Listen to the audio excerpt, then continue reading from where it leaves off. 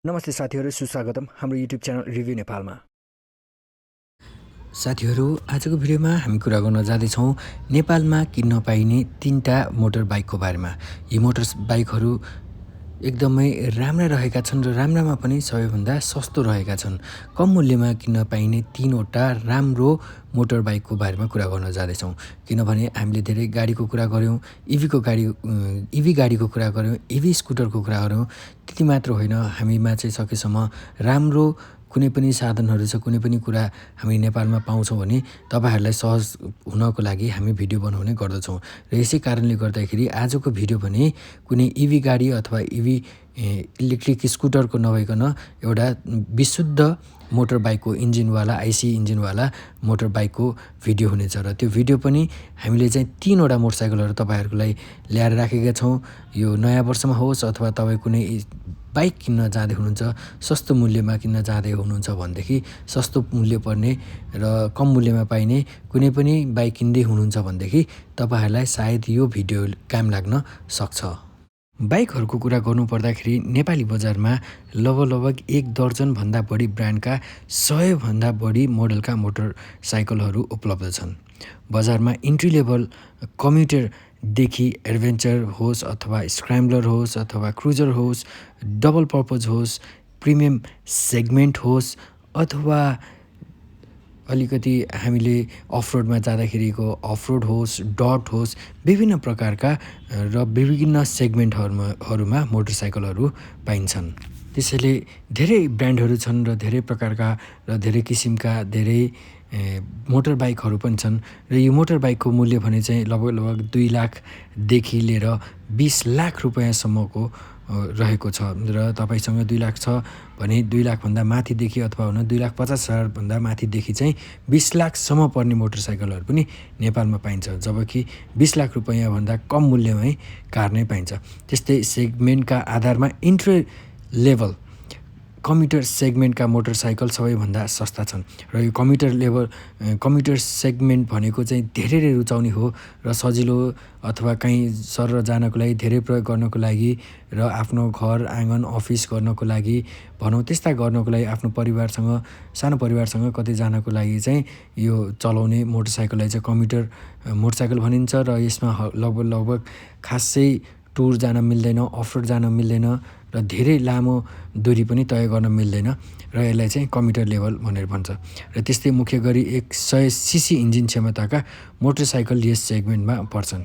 त्यस्तै 100 सीसीका मोटरसाइकलको बिक्री सहरी तथा पहाडी क्षेत्रमा उत्साहजनक देखिँदैन, तर अझै पनि तराईका जिल्लाहरूमा भने यी मोटरसाइकलको निकै राम्रो बजार हिस्सा ओगटेका छन्। किनभने तराईमा यो कम्युटर सेगमेन्टको मोटरसाइकलहरू धेरै नै चढ्ने हुन्छ र सजिलो पनि हुन्छ तराईको बाटोहरूसम्म हुने भएका कारणले। र त्यसै गरी हामीले हेर्ने भने काठमाडौँदेखि लगायत अन्य धेरै बजार क्षेत्रहरूमा पनि यस्तो मोटरसाइकलहरू बिक्री भएको पाइन्छ। त्यस्तै यी मोटरसाइकलको माइलेज र पिकअप पनि उत्कृष्ट हुने गरेको छ। त्यस्तै यी मोटरसाइकलको आयात पनि वर्षौँदेखि हेर्ने हो भने वर्षेनी नै बढ्दो क्रममा देखिएको छ। सन् 2024को तुलनामा 25मा भने 100 सीसी मोटरसाइकलको आयात 47% बढेको छ। सन् 2024मा 4,400 युनिट मात्र आयात भएको थियो भनेदेखि 2025मा भने बढेर 6,473 युनिट पुगेको छ। अहिले 100 सीसी सेगमेन्टमा बजाज, हिरो, टिभिएस र सुजुकीले मोटरसाइकल आयात गर्दै आएका छन्।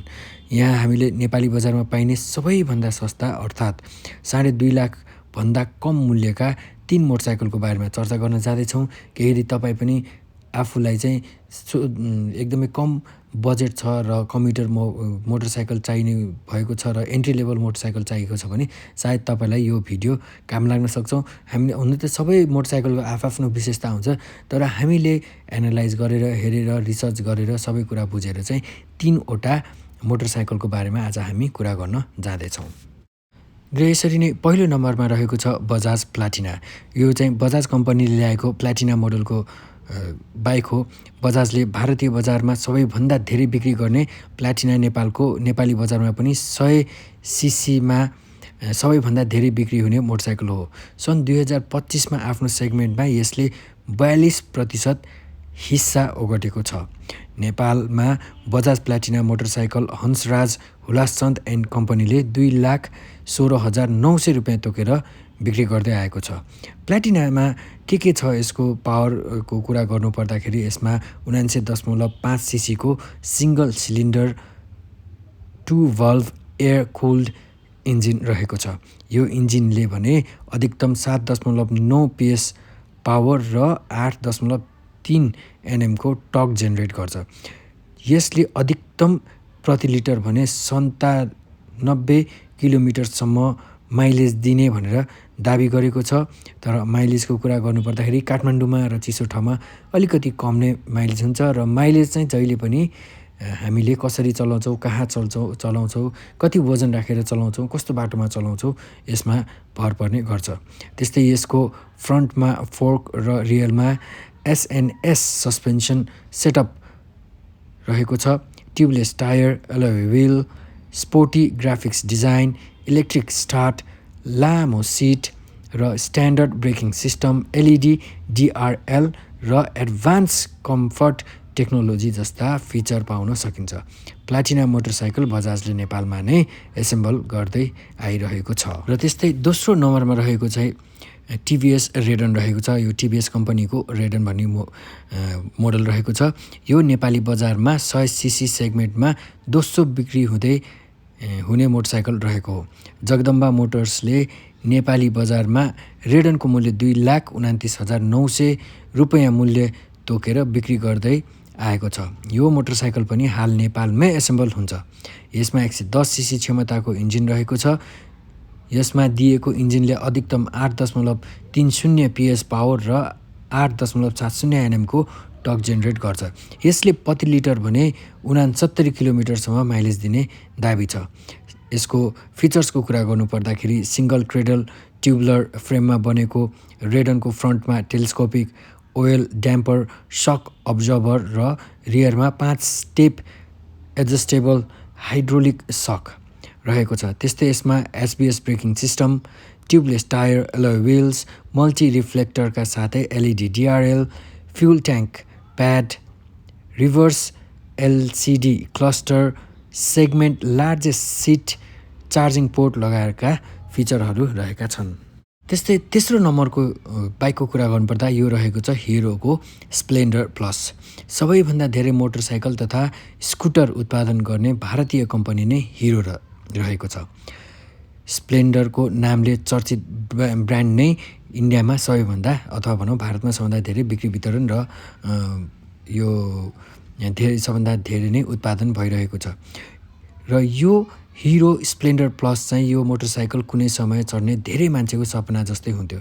नेपाली बजारमा पनि वार्षिक 1500 बढी युनिट बिक्री हुँदै आएको छ। CG मोटर्सले स्प्लेन्डरको मूल्य 2,17,900 रुपियाँ अथवा भनौँ 2,17,900 रुपियाँ तोकेको छ। यो मोटरसाइकलमा 97.2 सीसीको single cylinder 4 stroke OHC engine दिएको छ, जसले अधिकतम 8.36 PS को पावर र 8.5 Nm को टर्क जेनेरेट गर्दछ। यसले पनि प्रति लिटर 90 किलोमिटरभन्दा बढी माइलेज दिने दाबी रहेको छ। यो चाहिँ इन्डियाको दाबी रहेको छ। नेपालमा भने 90 पाउन चाहिँ एकदमै मुस्किल छ र माइलेजमा हामीले पहिला पनि भने जस्तै चलाउनेमा भर पर्छ। र त्यस्तै यो मोटरसाइकलको अन्य कुरा गर्नुपर्दाखेरि ट्युबलर डबल क्रेडल फ्रेममा बनेको हो र यसको फ्रन्टमा हाइड्रोलिक सक अब्जर्भर, रियरमा स्विङ आर्म सहित 5 step adjustable hydraulic shock, tubeless tyre, internal expanding shoe टाइपको braking system, I3S technology, AHO headlamp, alloy wheels, analogue instrument cluster र कन्भेनियन्ट पावर स्टार्ट बटन जस्ता फिचरहरू रहेका छन्। अब यी तीनवटा स्कुटरको हामीले कम्पेरिजन गर्यो भने चाहिँ सबैभन्दा यी सस्ता मोटरसाइकलहरूमध्ये मूल्यका हिसाबले हेर्दा TVS रेडन मोटरसाइकल केही महँगो छ भने प्लाटिना भने तीनवटा मध्येमा सबैभन्दा सस्तो छ। र त्यस्तै माइलेजको हिसाब गर्ने हो भने हिरो स्प्लेन्डर र बजाज प्लाटिनाको माइलेज अलि धेरै छ भने रेडनको अलिकति कम रहेको छ र त्यस्तै तिनै मोटरसाइकलमा लगभग उस्तै फिचर रहेकाले तपाईँले आफ्नो आवश्यकता र रोजाइअनुसार छनौट गर्न सक्नुहुन्छ कुन किन्ने भनेर। र हामीले सदा चाहिँ पहिला भिडियोमा पनि भनिरहेका थियौँ र अहिले पनि भनिरहेका छौँ, के गरी तपाईँले कुनै पनि स्कुटर अथवा बाइक अथवा गाडी अथवा कहीँ तपाईँले आफ्नो लगानी गर्दै हुनुहुन्छ भनेदेखि पक्कै पनि सोचेर धेरै विचार गरेर खोजनीति गरेर मात्र गर्नुहोला र आवश्यक छ भने मात्र त्यसलाई चाहिँ परिपूर्ति गर्नुहोला। र कुनै पनि कुरा किन्दै हुनुहुन्छ भने एउटैमै झ्वाट्ट नजानुहोला, किनभने अहिले धेरै नै सजिलो भएको छ। पहिला जस्तो छैन कुन बाइक कस्तो रहेको छ, कुन गाडी कस्तो रहेको छ भन्ने कुरा थाहा नहुने अहिले हामीले मजाले थाहा पाउन सक्छौँ कुन गाडी रहेको छ, कस्तो रहेको छ, कुन बाइक कस्तो रहेको छ, कुन स्कुटर कस्तो रहेको छ, यसको राम्रो पक्ष नराम्रो पक्षदेखि हामीले इजिली हामीले मान्छेहरूलाई सोध्न पनि सक्छौँ र इन्टरनेटमा पनि छ्यापछ्याप्ती पाउँछौँ। त्यही कारणले गर्दाखेरि पनि तपाईँहरूलाई सजिलो होस् भनेर हामीले यो भिडियो बनाएका छौँ। यो 3वटा बाइकको बारेमा बनाउनुको मेन उद्देश्य के भने जहिले पनि हामीले महँगा गाडीका बारेमा बनाइरहेका छौँ।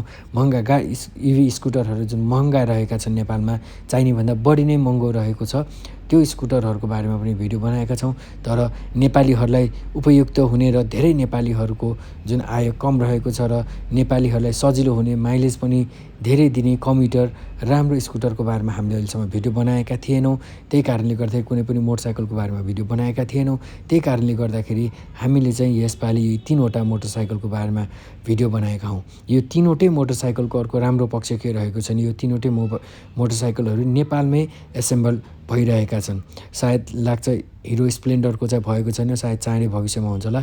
तर टिभिएस रेडन र बजाज प्लाटिना भने नेपालमै एसेम्बल भएको छ र एसेम्बल हुनुको मतलब नेपालमै पार्ट्सहरू ल्याएर चाहिँ यसलाई फिट गरिएको हो। त्यही कारणले गर्दाखेरि र स्प्लेन्डरको भने इन्डियामा बनेको हो। त्यही कारणले गर्दाखेरि तिनटैको कम्पनी चाहिँ इन्डियन रहेको कारणले गर्दाखेरि यसको पार्ट्स पाउन पनि र पार्ट्सहरूको मूल्य पनि एकदमै कम भएका कारणले गर्दाखेरि यो मोटरसाइकलहरू एकदमै राम्रा रहेका छन्। र यसरी नै साथीहरू नेपाल र नेपालीसँग सम्बन्धित कुनै पनि कुराको बारेमा जानकारी चाहनुहुन्छ भने हामीलाई तल कमेन्ट बक्समा लेख्नुहोला। नेपाल र नेपालीको भलो होस्। जय नेपाल।